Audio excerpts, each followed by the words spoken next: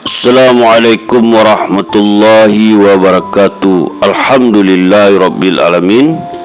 Bersyukur kita kepada Allah Subhanahu wa taala. Tak lupa juga kita berselawat kepada Nabi kita Muhammad sallallahu alaihi wasallam. Allahumma salli ala Sayyidina Muhammad wa ala ali Sayyidina Muhammad.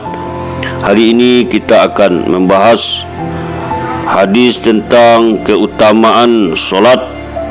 Sebelum kita membahas hadis ini, jangan lupa di subscribe, like dan komen konten ini.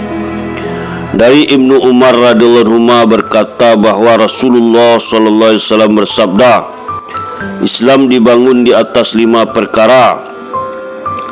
Yang pertama, bersaksi bahwa sesungguhnya tiada Tuhan yang berhak disembah selain Allah dan sesungguhnya Muhammad adalah utusan Allah. Yang kedua, mendirikan solat. Yang ketiga, membayar zakat. Yang keempat, menunaikan haji. Dan yang kelima, berpuasa pada bulan Ramadan. Dari Ibnu Umar radhiyallahu anhu berkata bahwa Rasulullah SAW bersabda, Islam dibangun di atas 5 perkara. Yang pertama, bersaksi bahwa sesungguhnya tiada Tuhan yang berhak disembah selain Allah dan sesungguhnya Muhammad adalah utusan Allah. Mendirikan solat, membayar zakat, menunaikan haji dan puasa pada bulan Ramadan. Hadis riwayat Imam Bukhari dan Muslim. 5 perkara di atas adalah asas iman terbesar dan rukun terpenting dalam Islam. Rasulullah SAW mengibaratkan agama Islam seperti sebuah kemah yang disangga oleh 5 buah tiang. Tiang tengahnya adalah kalimat syahadat, sedangkan 4 tiang lainnya adalah tiang-tiang pendukung pada keempat sudut kemah itu. Tanpa tiang tengah, kemah itu tidak dapat berdiri tegak. Sedangkan jika salah satu dari keempat tiang sudutnya tidak ada, kemiringan bahkan mungkin akan roboh. Berdasarkan hadis di atas, marilah kita perhatikan keadaan diri kita. Sejauh manakah kita telah tegakkan tiang-tiang Islam ini, dan di antara kelima tiang itu, tiang yang manakah yang telah kita tegakkan dengan sempurna? Kelima perkara dalam hadis di atas sangatlah penting, sehingga ditetapkan sebagai asas-asas atau rukun Islam. Sungguh pun tidak setiap Muslim mampu melaksanakan kelima rukun Islam tersebut, namun solat merupakan kewajipan yang harus dijaga. Karena solat adalah perkara yang terpenting setelah iman. Abdullah bin Mas'ud radhiyallahu anhu berkata, aku pernah bertanya kepada Rasulullah SAW, amal apakah yang paling dicintai Allah?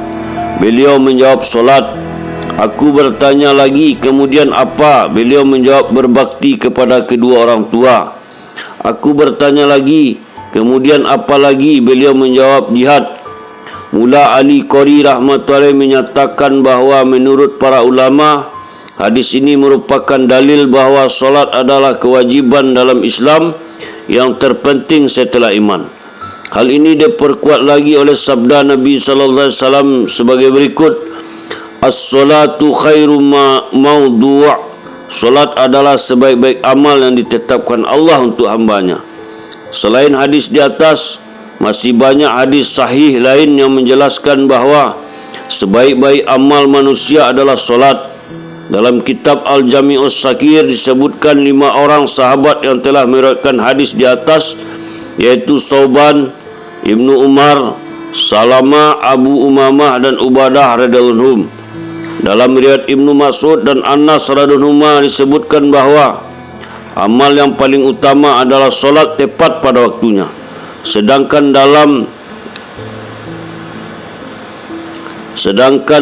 riwayat Ibnu Umar radhiyallahu anhu dan Ummu Farwah radhiyallahu anha disebutkan bahawa amal yang paling utama adalah solat pada awal waktu.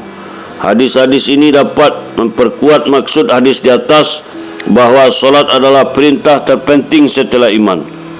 Dari Abu Zar radhiyallahu anhu bahawa Rasulullah SAW keluar dari rumahnya pada musim dingin, sedangkan ketika itu daun-daun berguguran. Rasulullah SAW mengambil ranting dari sebatang pohon, sehingga daun-daun di ranting itu pun berguguran.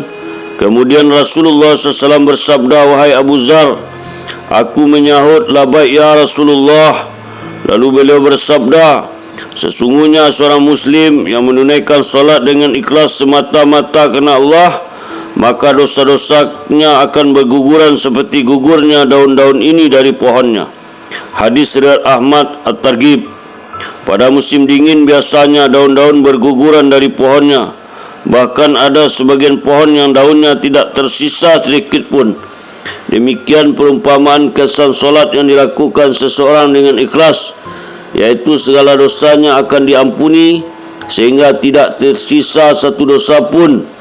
Namun perlu diperhatikan bahawa menurut sebagian ulama, hanya dosa-dosa kecil saja yang dapat diampuni melalui solat, sedangkan dosa-dosa besar tidak dapat diampuni kecuali dengan bertaubat. Oleh kerana itu, di samping mengerjakan solat, hendaknya kita bertaubat dan beristighfar. Jangan sampai kita melalaikannya. Adapun jika Allah mengampuni dosa-dosa besar seseorang kerana kemurahannya, maka itu adalah perkara lain. Dari Abu Usman radhiyallahu anhu yang menceritakan, "Aku bersama Salman radhiyallahu anhu pernah berada di bawah sebatang pohon. Lalu ia mengambil setangkai ranting kering dari pohon itu dan menguncang-guncangkannya hingga daun-daunnya berguguran. Lalu ia berkata, 'Wahai Abu Usman, mengapa engkau tidak bertanya kepadaku mengapa aku berbuat begini?' Aku pun bertanya, 'Mengapa engkau berbuat demikian?' Salman radhiyallahu anhu menjawab, 'Beginilah yang dilakukan Rasulullah SAW di hadapanku ketika aku bersama beliau di bawah sebatang pohon. Beliau mengambil setangkai ranting kering dan menguncang-guncangkannya hingga daun-daunnya berguguran. Lalu beliau bersabda, 'Wahai Salman, mengapa kamu tidak bertanya padaku mengapa aku berbuat begini?' Aku pun bertanya kepada beliau, 'Mengapa engkau berbuat demikian?' Beliau menjawab, 'Sesungguhnya seorang Muslim apabila berwuduk dengan sempurna, kemudian solat 5 waktu, maka gugurlah dosa-dosanya sebagaimana gugurnya daun-daun ini.' Lalu beliau membaca ayat Al-Quran surat Hud ayat 114 yang artinya, 'Dan dirikanlah solat pada kedua tepi siang, pagi dan petang, dan pada sebagian permulaan malam. Sesungguhnya amal-amal kebaikan itu menghapuskan amal-amal kejahatan atau dosa-dosa. Itulah peringatan bagi orang-orang yang mau ingat kepada Allah.' Hadis riwayat Ahmad, Tabrani, Nasai dan At-Targhib. Perbuatan Salman radhiyallahu anhu seperti yang ditunjukkan dalam hadis di atas merupakan sebagian kecil bukti kecintaan para sahabat kepada Nabi sallallahu alaihi wasallam. Siapapun yang mencintai orang lain, maka ia akan meniru tingkah laku orang yang dicintainya. Orang yang telah merasakan manisnya cinta tentu memahami hakikat ini dengan baik. Begitulah keadaan para sahabat dalam menyampaikan sabda-sabda Nabi sallallahu alaihi wasallam. Mereka sering meniru perbuatan beliau ketika menerangkannya. Hadis-hadis mengenai pentingnya solat dan ampunan dosa bagi orang yang mengerjakannya tidak terhitung banyaknya, sehingga sulit untuk disebutkan keseluruhannya di sini. Sebagian dari hadis-hadis tersebut telah disebutkan sebelumnya. Sebagaimana keterangan hadis sebelumnya, bahawa sebagian ulama membatasi pengampunan itu hanya bagi dosa-dosa kecil saja. Padahal dalam hadis ini tidak ada batasan dosa kecil atau besar, tetapi mutlak disebutkan dosa-dosa saja. Ayah saya, Syekh Maulana Muhammad Yahya, memberikan 2 penjelasan ketika mengajarkan bab ini. Yang pertama, menanggung dosa besar adalah sesuatu yang tidak mungkin bagi seorang Muslim, kerana hal itu adalah sesuatu yang sulit baginya. Seandainya itu terjadi, maka jiwanya tidak akan merasa tenang sebelum ia bertaubat. Sedangkan tuntutan atas kemusliman seseorang adalah apabila ia berbuat dosa besar, maka ia harus benar-benar menyesali perbuatannya dan tidak boleh merasa tenang sebelum ia mensucikan dirinya dengan bertaubat. Adapun mengenai dosa kecil, kadangkala seseorang tidak begitu memperhatikan dan mempedulikannya, sehingga dosa-dosa kecil itu masih tetap ditanggungnya. Maka melalui solat dan ibadah-ibadah lainnya, dosa-dosa kecil itu akan diampuni.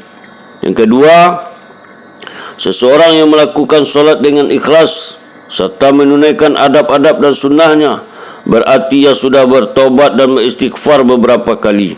Karena pada penghujung bacaan tahiyat akhir pun terdapat doa permohonan ampun sebagai berikut: Allahumma inni zalamtu nafsi zulman katsira wa la yaghfiru dzunuba illa anta faghfirli maghfiratan min indika warhamni innaka antal ghafurur rahim. Ya Allah, sesungguhnya aku telah menganiaya diriku dengan aniaya yang banyak. Tiada yang dapat mengampuni dosa-dosa selain Engkau. Maka ampunilah aku dengan ampunan darimu, dan sayangilah aku, sesungguhnya Engkau lah yang maha pengampun lagi maha penyayang. Dalam hadis di atas, kita juga dianjurkan untuk menyempurnakan wuduk dengan memperhatikan adab-adab dan sunnah-sunnahnya. Salah satu sunnahnya dalam wuduk adalah bersiwak.